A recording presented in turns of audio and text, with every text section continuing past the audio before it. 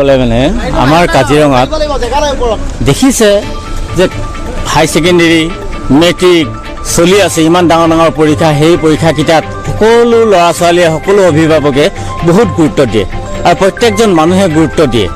এনেস্থলত আমাৰ কাজিৰঙাত বিভিন্নখন হোটেল হৈ গ'ল। হোটেলবিলাকত প্ৰায়কেইখন হোটেলতে সদায় বিয়া পাতিছে।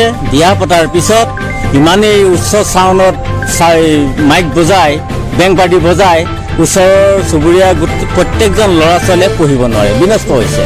গতিকে আমি কাজিৰঙাবাসী প্ৰত্যেকজন সচেতন নাগৰিক হিচাপে লৈ আমি কিপাৰ নামৰ এটা সংগঠন খুলিছোঁ।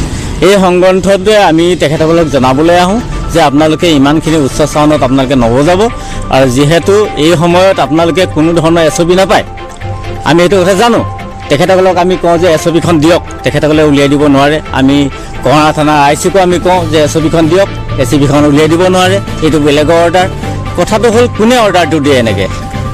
আজি মুখ্যমন্ত্ৰী হিমন্ত বিশ্ব শৰ্মাই ডাঙৰীয়াই কৈছে যে এইকেইদিন কোনো কাৰণতে এনেকুৱা উচ্চ চাউণ্ড দি পেলাই একো কৰিব নালাগে।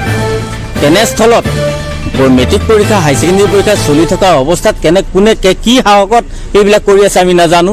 আমি সমগ্ৰ কাজিৰঙাবাসী ৰাইজৰ হৈ সকলো ল'ৰা ছোৱালী ওলাই আহিছোঁ। প্ৰায় আমাৰ 200-300 ল'ৰা ছোৱালী আছে আমাৰ লগত।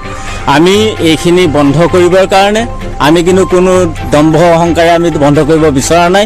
খুব শান্তি পৰিৱেশ এটা সৃষ্টি কৰি আমি তেখেতসকলক কৈছোঁ যে অতি সোনকালে বন্ধ কৰিব লাগে, অন্যথা আমি বিহিত ব্যৱস্থা ল'বলৈ বাধ্য হ'ম। কালিও আৰক্ষী আহিবলগীয়া হৈছে, আজিও এতিয়া এইমাত্ৰ আৰক্ষী আহিবলগীয়া হৈছে।